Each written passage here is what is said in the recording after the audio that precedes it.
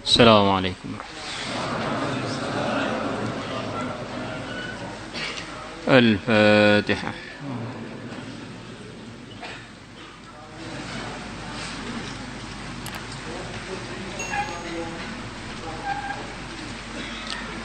بسم الله الرحمن الرحيم.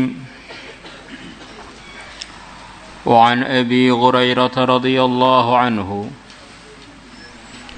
أن رسول الله صلى الله عليه وسلم قال, beliau bersabda, ma naqasat sadaqatun min malin. Sudah dibaca ini ya? Wa an Abdurrahman ibn Auf radhiyallahu anhu anna Rasulullah sallallahu alaihi wasallam qal, beliau bersabda, thalathun, ada tiga perkara, walladzi nafsi biyadihi, demi zat yang diriku ada dalam kekuasaannya, in kuntu, sungguh adanya aku, la halifan alaihinna, sungguh orang yang bersumpah, alaihinna, atas tiga perkara itu. Ini ada tiga perkara yang begitu nyata, begitu benarnya. Demi Allah, saya berani sumpah atas tiga perkara yang akan saya sebutkan ini, bahwa tiga perkara ini memang benar-benar benar, begitu. La yanqusu malun min shadaqatin. Pertama, la yanqusu malun min shadaqatin, tidak berkurang harta min shadaqatin karena sedekah. Fatasaddaqu, maka bersedekahlah kalian. Bagaimana sedekah kok tidak mengurangi harta itu, bagaimana memahaminya?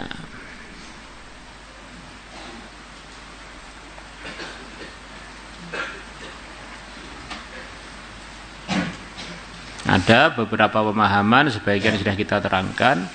Yang pertama, harta kita yang sebenarnya adalah harta yang kita simpan di akhirat sana di sisi Allah. Itulah namanya iqradullah, menghutangi Allah. Bahasanya mudahnya begitu itu. Sebetulnya menyimpan harta kita di tempat penyimpanan terbaik yang Allah menjanjikan, siapa yang menyimpan nafkahnya karena Allah di sisi Allah, maka Allah akan melipat-lipatkan nafkah yang telah disimpan tersebut. Man dzalladzi yuqridullaha qardan hasana wa yudha'ifahu lahu ad'afan katsira. Ini pemahaman pertama, di pemahaman akhirat. Adapun harta yang kita tinggal tidak sempat kita jadikan amal, itu belum tentu jadi harta kita, bahkan mungkin menyusahkan kita. Jadi rebutannya ahli waris, jadi sengketa, atau malah terlantar tidak berguna, macam-macam. Jadi kalau hartanya sudah disedekahkan, janji Allah, fayudha'ifahu lahu ad'afan katsirah, akan dilipat-lipatkan oleh Allah yang maha benar harta tersebut. Yang kedua, di samping itu, orang yang ahli sedekah di dunia ini pun Allah akan mudahkan urusan-urusannya yang tidak diberikan kepada orang-orang yang tidak ahli sedekah seperti dia. Macam-macam anugerah. Di antaranya akan ditolong oleh Allah karena dia suka menolong hamba Allah.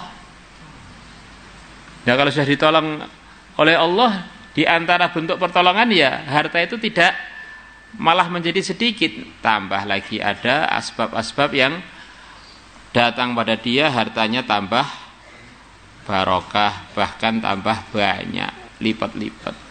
Wallahu fi aunil abdi ma kana al abdu fi auni akhi. Allah akan menolong hambanya selama hamba itu masih mau menolong saudaranya.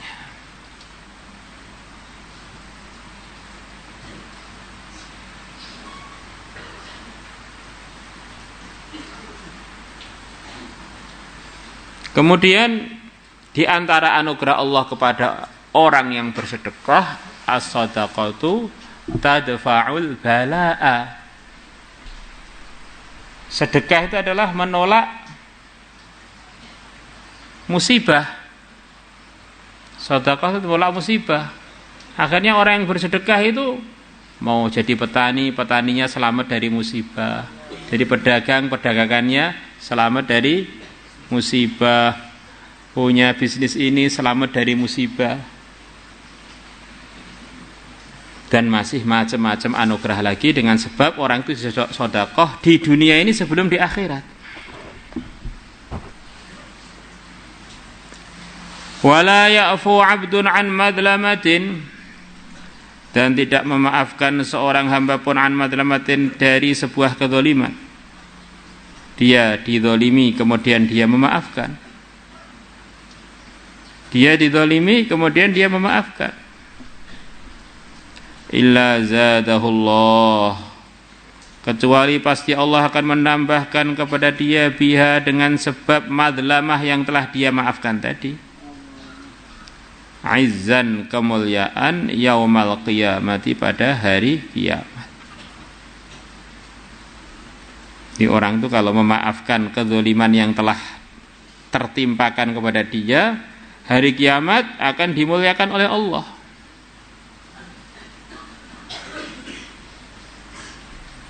Nah, kemuliaannya di antara yang dijanjikan oleh Allah adalah dimaafkan dosanya oleh Allah.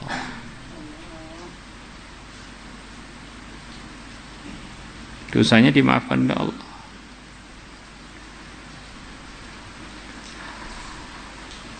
Wala yaftahu 'abdun baba mas'alatin, dan tidak membuka seorang hamba pun baba mas'alatin, pintu meminta,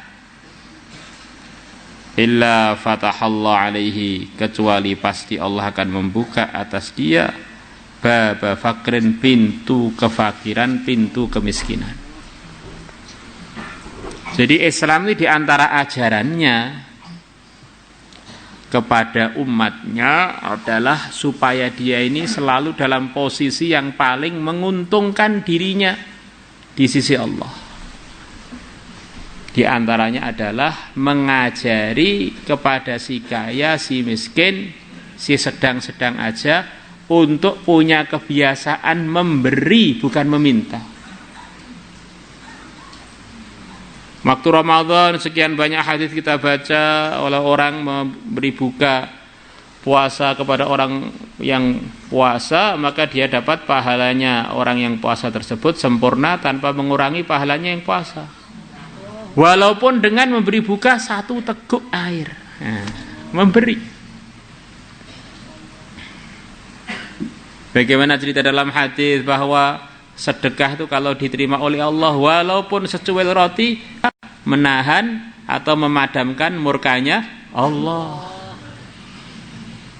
Apalagi kalau sedekahnya diam-diam, sedekah diam-diam walaupun kecil. Kemudian ketika zakat fitrah, orang itu hanya punya kemampuan segini, gitu aja, diwajibkan untuk berzakat fitrah, biar dia ini terbiasa untuk memberi, bukan meminta.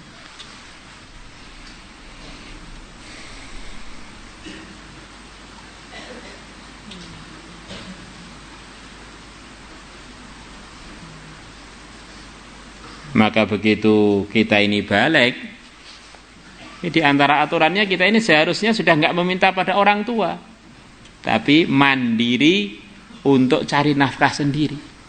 Di Islam ini memang mendidik kita untuk jadi orang yang nggak ngerepotkan orang lain.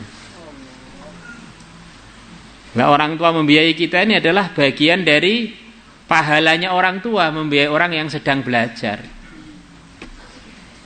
Dan itu sebetulnya bukan kewajiban orang tua kita saja, semua orang Islam berkewajiban punya fikir untuk meningkatkan keilmuan dalam keislaman dengan mengirim orang-orang untuk belajar agama, mereka musyawarahkan bagaimana menafkahi orang tersebut.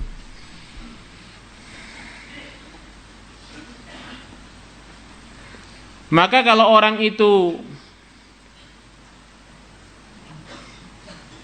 menutup dirinya dari meminta-minta, nanti justru Allah akan membukakan macam-macam pintu kemudahan. Tidak menutup pintu harapan pada makhluk. Ini akan Allah buka pintu kemudahan. Tetapi kalau orang itu kalau sudah pengennya saya mau minta, ini malah dia justru tambah fakir.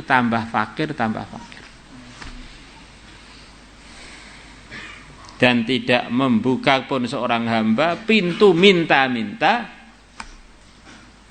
kecuali Allah akan buka untuk dia pintu kemiskinan.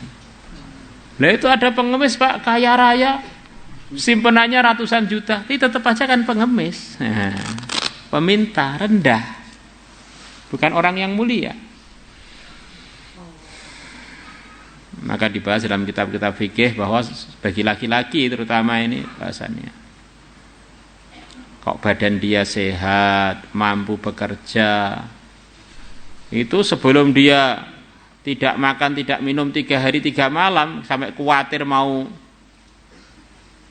mati, itu banyak yang masih mengatakan dia haram untuk meminta.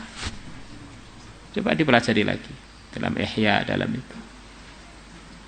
Jadi orang Islam tuh bagaimana jadi orang yang nggak ngerepotkan orang. Maka di pondok kita nanti dilatih untuk khidmat ini, khidmat itu, untuk furusiah, biar nggak jadi orang manja. Bukan terus jadi orang kantoran duduk manja, males, dihidmati begitu. Jadi bagaimana apapun kondisi itu tidak cengeng. Kalau perlu nyangkul ya nyangkul siap dan mampu. Nah, kalau perlu nguli ngangkat-ngangkat beban juga siap dan mampu untuk itu. Mana ada orang yang lebih terhormat di kalangan sahabat melebihi keluarga Nabi. Nah, keluarga Nabi jadi menantunya Nabi lagi, Sayyidina Ali. Pas nggak ada keperluan di rumah, beliau kerja nyirami kebunnya orang Yahudi. Setiap gayung dapat upah 1 biji kurma. Masya Allah. Ini gambaran-gambaran bagaimana Islam ini mengajarkan kita untuk jadi orang yang tidak manja, bermanfaat untuk orang dan jangan jadi bebannya orang. Bagaimana? Siap? Insyaallah. Maka pada orang tua ojo jaluk ngono lho. Kalau bisa itu begitu, malah meringankan beban orang tua. Kecuali kalau punya niat yang berbeda, orang tua saya ini hartanya dihambur-hamburkan biar saya minta biar ngurangi hisabnya di akhirat untuk fisabilillah, yaitu ya kalau memang beneran ya Allah kan tahu hati kita.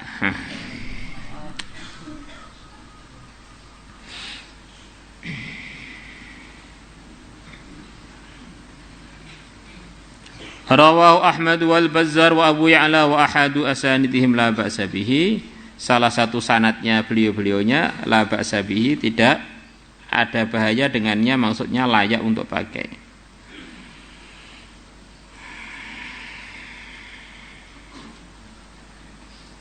Wa an Abi Kabsyah al-Anmari radhiyallahu anhu annahu sami'a Rasulullah sallallahu alaihi wasallam yaqulu, beliau bersabda, thalathun, ada 3 perkara uqsimu alaihinna, yang aku bersumpah atas 3 perkara itu bahwa itu memang nyata. Wa hadithukum haditsan, dan aku akan cerita kepada kalian satu hadis, fahfadhu, maka hafalkanlah hadis itu. Qal, Nabi bersabda, Ma naqasa malu 'abdin min shadaqah, tidak berkurang hartanya seorang hamba min shadaqatin karena sedekah. Wala dzulima 'abdun madlamatan, dan tidak dizalimi seorang hamba pun dengan satu kezaliman. Sabara 'alaiha, yang dia sabar atas kezaliman itu, illa zadahullahu 'izza, kecuali Allah akan menambahkan kepada dia dengan sebab kezaliman yang menimpa dia kemudian dia sabar, izzan, kemuliaan. Dalam riwayat yang kedua ini tidak memaafkan tetapi sabar. Nah, ini juga satu solusi ketika orang dizalimi, sabar.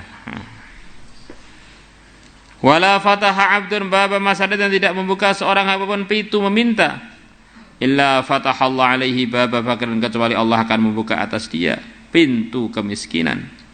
Au kalimatan nahwa, atau beliau bersabda kalimat yang seperti itu. Rawahu Ahmad wa Tirmidzi wa qala haditsun hasanun sahih.